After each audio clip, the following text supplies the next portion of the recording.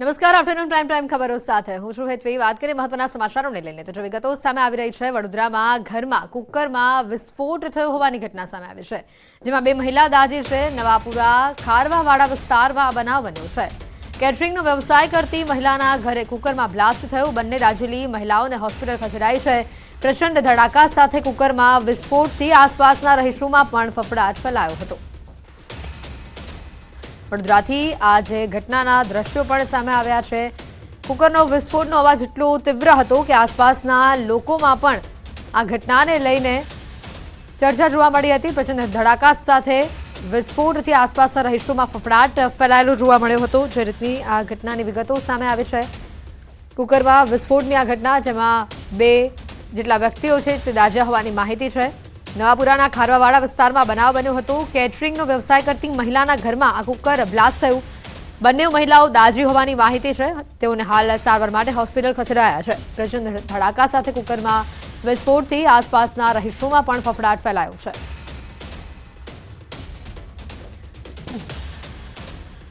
વધુ વિગત મેળવીશું। સંવાદદાતા હાર્દિક ફોનલાઈન પર જોડાઈ ચૂક્યા છે। હાર્દિક, જે રીતની આ ઘટના બની છે, કઈ રીતે આ કુકરમાં વિસ્ફોટ થયો હતો તેને લઈને કોઈ માહિતી?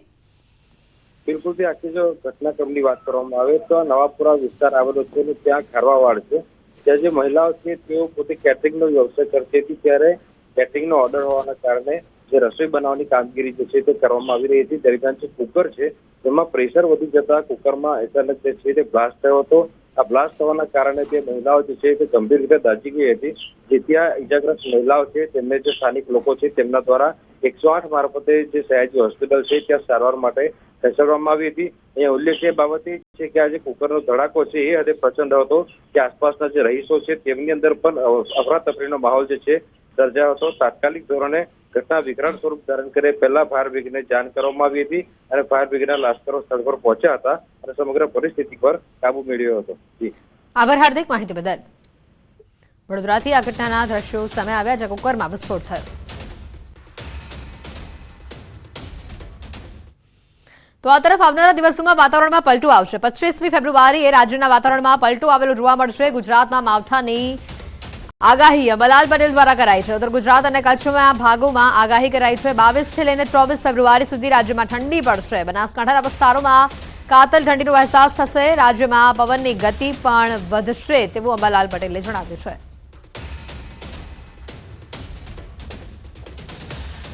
તેની અસર કંઈક ઉત્તર ગુજરાતના ભાગોમાં થવાની શક્યતા છે।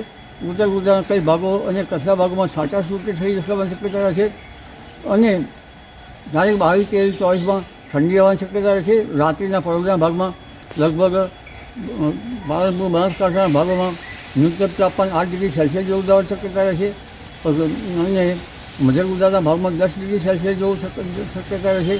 વહેલી સવારના ભાગમાં 11 થી 15 ડિગ્રી સેલ્સિયસ જેવું ઉષ્ણતા મહત્તમ રહેવાની શક્યતા છે। પવનની ગતિ પણ વધુ રહેશે। અને હવે વાત કરીશું ડુંગળીના નિકાસ પર મંજૂરીની।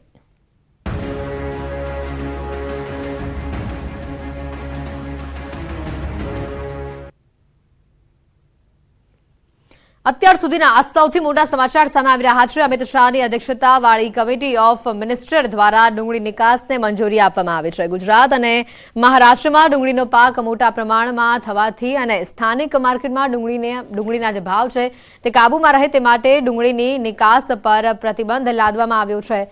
જે અંગે કેન્દ્રીય મંત્રી ડોક્ટર મનસુખ માંડવિયાએ ડુંગળીના ઉત્પાદન અને ઉત્પાદન કોસ્ટ, ડુંગળીની ઉપલબ્ધતા સહિતની વિગતો અને ખેડૂતને પોષણક્ષમ ભાવો મળે તે અંગે કેન્દ્રીય ગૃહમંત્રી અમિત શાહ સાથે એક મિટિંગ યોજી હતી અને અમિત શાહે કમિટી ઓફ મિનિસ્ટર બોલાવી 3 લાખ મેટ્રિક ટન ડુંગળી નિકાસને મંજૂરી આપી દીધી છે। તો બાંગ્લાદેશમાં 50,000 ટન ડુંગળીના નિકાસને મંજૂરી આપવામાં આવી છે।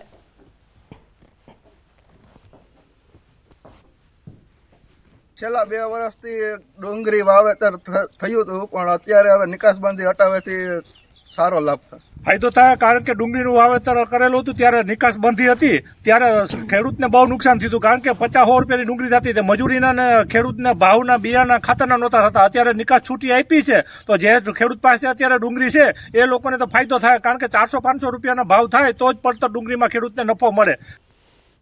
ડુંગળી પર નિકાસબંધી હટાવવાના નિર્ણય બાદ કિસાન કોંગ્રેસના ચેરમેન પાલભાઈ આંબલિયાએ પ્રતિક્રિયા આપી છે. આ નિર્ણય વેપારીના હિતમાં હોય તેવો કિસાન કોંગ્રેસ ચેરમેને આક્ષેપ કર્યો છે. મોટાભાગના ખેડૂતોએ ડુંગળી વેચી દીધી હોવાથી તેઓને નુકસાની ભોગવવાનો વારો આવ્યો હોવાનો પણ દાવો પાલ આંબલિયા દ્વારા કરાયો છે. જે ડુંગળી 15 દિવસ કે મહિનો દિવસ રહી શકે એમ હોય એ ડુંગળી પાછળ 2 મહિના પછી નિર્ણય લેવાય તો એ સ્વાભાવિક છે કે તબેલાને શું કહેવાય તાળા મારવા જેવી વાત છે. આ નિર્ણય જે આવ્યો છે એ માત્ર 20% ખેડૂતોને ફાયદો થશે. 80% ખેડૂતોએ પોતાની ડુંગળી વેચી નાખી છે. રાજકોટમાં ડુંગળી નિકાસ પરના પ્રતિબંધ હટાવવાના જે મામલે આ વિગતો સામે આવી રહી છે. પ્રતિબંધ હટી જતા ખેડૂતોમાં ખુશી જોવા મળી રહી છે. તો રાજકોટના ખેડૂતોએ સરકારના આ નિર્ણયને આવકાર્યો છે. નિકાસ પરનો પ્રતિબંધ ઘટવાથી ખેડૂતોને હવે ફાયદો થશે. આગામી સમયમાં ખેડૂતોને કોઈ પણ જણસની નિકાસ પર પ્રતિબંધ ન મૂકવા પણ વિનંતી કરાઈ છે. ડુંગળી વાવતા ખેડૂતો માટે એક ખુશીના સમાચાર છે. ખાસ કરીને ડુંગળી પરની નિકાસ જે છે નિકાસ પરનો પ્રતિબંધ હટાવી દેવામાં આવ્યો છે. ત્યારે હાલ આપણી સાથે કેટલાક ખેડૂતો છે, ખેડૂત નેતાઓ પણ છે. આપણે એમની સાથે વાત કરીશું. શું કહેશો, અત્યારે સરકાર દ્વારા નિર્ણય લેવામાં આવ્યો છે 3 લાખ મેટ્રિક ટન સુધીની નિકાસની છૂટ અપાઈ છે. છેલ્લા ઘણા સમયથી આ ડુંગળીના નિકાસની પાબંદીના હિસાબે ખેડૂતોને ઘણી બધી નુકસાનીનો ભોગ બનેલા છે. જે 700-800 રૂપિયા જે ડુંગળીના ભાવ હતા એ 100-150 રૂપિયા થવાના હિસાબે લાખો ખેડૂતોને કરોડો રૂપિયાની નુકસાનીનો ભોગ બન્યા છે. સરકારના એક નિર્ણયના હિસાબે ખેડૂતોને આવડી મોટી નુકસાની ગઈ છે. પરંતુ ત્યારે ઘણા બધા ખેડૂતોએ નાના મોટા આંદોલન, આવેદનપત્ર અને આગેવાનો દ્વારા રજૂઆતના હિસાબે સરકારે આજે જે નિર્ણય લઈ અને જે ડુંગળીની છૂટ આપી છે એને એક ખેડૂત આગેવાન તરીકે હું એને આવકારું છું. અને 3 લાખ મેટ્રિક ટન અને બાંગ્લાદેશની અંદર 50,000 મેટ્રિક ટનની છૂટ આપી છે. પરંતુ ખેડૂત આગેવાન તરીકે સરકારને વિનંતી છે કે આપણો ખેતી પ્રધાન દેશની જ્યારે વિશ્વની અંદર છાપ હોય અને આવડું મોટું આપણે ઉત્પાદન કરતા હોય તો સ્વાભાવિક છે હું કહું એક પણ જણસમાં ક્યારે નિકાસબંધી ન હોવી જોઈએ, એની લિમિટ પણ ન હોવી જોઈએ. કારણ કે તો જ ખેડૂતોને 2 પૈસા મળશે અને ખેડૂતો જો સદ્ધર થશે તો રાષ્ટ્રનો વિકાસ થશે. હકીકત આપનો દેશ ખેતી પ્રધાન દેશ છે તો સ્વાભાવિક ખેડૂતોની મજબૂતાઈ વધવી જોઈએ.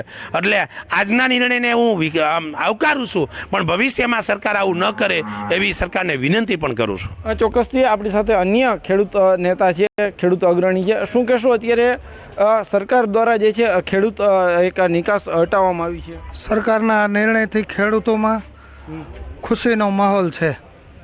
શું કહેશો, હવે ભાવ વધશે, ખેડૂતોને કેવી આવક? હવે ખેડૂતોને સારી એવી આવક થશે. ગયા વર્ષે જે નુકસાની આવી આ વર્ષે સારી આવક થશે. ચોક્કસથી હાલ આપણી સાથે અન્ય ખેડૂત છે, આપણે એમની સાથે વાત કરીશું. શું કહેશો, અત્યારે કેવી સરકારના નિર્ણયને તમે કેવી રીતના જુઓ છો? મોદી સાહેબને ખૂબ ખૂબ ધન્યવાદ. આ નિર્ણય લીધો મોદી સાહેબે તો ખેડૂતને ઘણા બેનિફિટ મળશે. તે બદલ ખૂબ ખૂબ આભાર મોદી સાહેબનો. ખાસ ડુંગળીના હવે ભાવ વધશે, તમને શું વધશે તો બરોબર છે, પણ ખેડૂતને 2 પૈસા મળી રહે એ રીતે જો આયોજન કરે તો બહુ સારું કહેવાય. એમ હવે નિકાસ હટી ગઈ છે, શું કહેશો? તો નિકાસ ખુલ્લી આપે તો બહુ સારું કહેવાય. મોદી સરકારને અમને ચોક્કસથી હાલ જે રીતના અહીંયા જે ખેડૂતો છે તે પણ જે ક્યાંક ને ક્યાંક સરકારના નિર્ણયને આવકારી રહ્યા છે. ખાસ કરીને હવે જ્યારે ડુંગળી પરની નિકાસ હટી છે ત્યારે આગામી દિવસોમાં ડુંગળીના ભાવ પણ વધશે, જેથી કરીને ખેડૂતોને આવક પણ થશે. હાર્દિક જોશી, ન્યૂઝ 18 ગુજરાતી, રાજકોટ. ડુંગળીના નિકાસ પરથી પ્રતિબંધ હટાવવાના નિર્ણયને જામનગરના ખેડૂતોએ આવકાર્યો છે. જોકે આ નિર્ણય સમય વીત્યા બાદ કરાયો હોવાનું કેટલાક ખેડૂતોનું માનવું છે. મંત્રી મનસુખ માંડવિયાએ કેન્દ્રીય ગૃહમંત્રી અમિત શાહ સાથે બેઠક યોજી હતી અને આ બેઠકમાં 3 લાખ મેટ્રિક ટન ડુંગળી નિકાસની મંજૂરી અપાઈ છે. જોકે મોટાભાગના ખેડૂતોએ આ નિર્ણય પહેલા ડુંગળી વેચી દીધી હોવાથી તમામ ખેડૂતોને આ નિર્ણયનો લાભ ન મળ્યો હોવાનું લોકોનું કહેવું છે. તો બીજી તરફ 3 લાખ મેટ્રિક ટન ડુંગળીના બદલે અમર્યાદિત ડુંગળી નિકાસને મંજૂરી આપવાની માંગ ઉઠી છે. કેન્દ્રીય મંત્રી અમિત શાહ અને મનસુખ માંડવિયાની અધ્યક્ષતામાં ડુંગળી પરની નિકાસનો પ્રતિબંધ છે તે હટાવવા નિર્ણય લેવાયો છે. આ બેઠકમાં 3 લાખ મેટ્રિક ટન ડુંગળીની નિકાસ કરવા માટેની છૂટ પણ આપવામાં આવી છે. ત્યારે જામનગર જિલ્લાના ખેડૂતોની શું પ્રતિક્રિયા છે જાણવાનો પ્રયાસ કરીશું.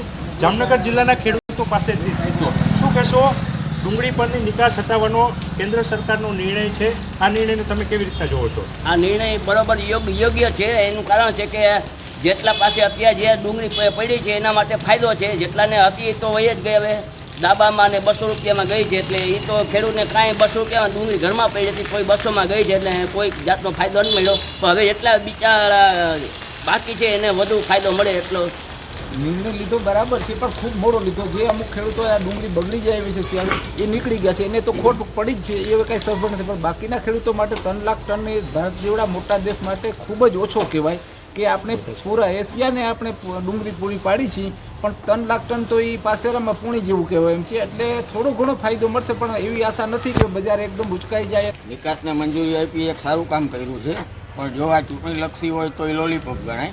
બાકી તો ખેડૂતો આંદોલન કરે છે તો કોઈ ગાંડા નથી, અને પોષણ ભાવ મળવા જોઈએ. એ બધા એની ખેતીએ જઈને હાલત જોવો તો ખબર પડે. ભાવ મળતા નથી, અને અટાણે નિકાસ જે કર્યું કાયમી માટે નિકાસ રાખે તો સારું, અને આખા ગુજરાતે દેશમાં બધે એને આવકારી છે.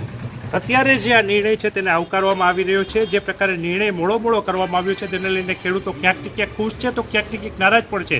કારણ કે જે પ્રકારે આ નિર્ણય છે તે લેવામાં આવ્યો છે તેને લઈને ખેડૂતો આ નિર્ણય બધા જ ખેડૂતો માટે કરવામાં આવે તેવી માગણી કરી રહ્યા છે, અને આખા ભારતભરમાં જે નિકાસ થતી ડુંગળી છે તેને મંજૂરી આપવામાં તેવી માગણી પણ કરી રહ્યા છે. કિંજલ કારસરિયા, ન્યૂઝ 18 ગુજરાતી, જામનગર.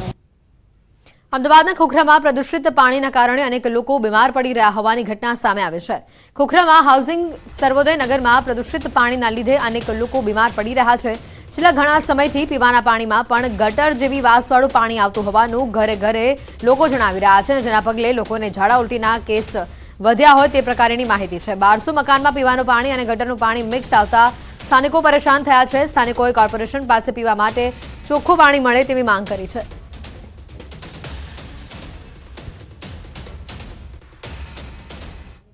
પાણીનો TDS ઘટાડવા માટે ખાસ કરીને આરો પ્લાન્ટનો ઉપયોગ લોકો કરતા હોય છે, છતાં પણ બીમારીની હાલતમાં અત્યારે અમદાવાદના ખોખરા વિસ્તારમાં લોકો જોવા મળી રહ્યા છે. એક પરિવાર સાથે હું અત્યારે છું, અને જે પરિવાર છે તેમાં બેન છે, છેલ્લા ઘણા સમયથી બીમાર છે, અને જેની પાછળનું કારણ પાણી છે. શું કહેશો બેન, કેટલા સમયથી બીમાર છે, શું થયું છે તેમને? 2 દિવસથી છે, અને એક જ દિવસમાં 22 થી 25 વખત એને જવાનું થયું. 2 દવાખાના અમે બદલ્યા.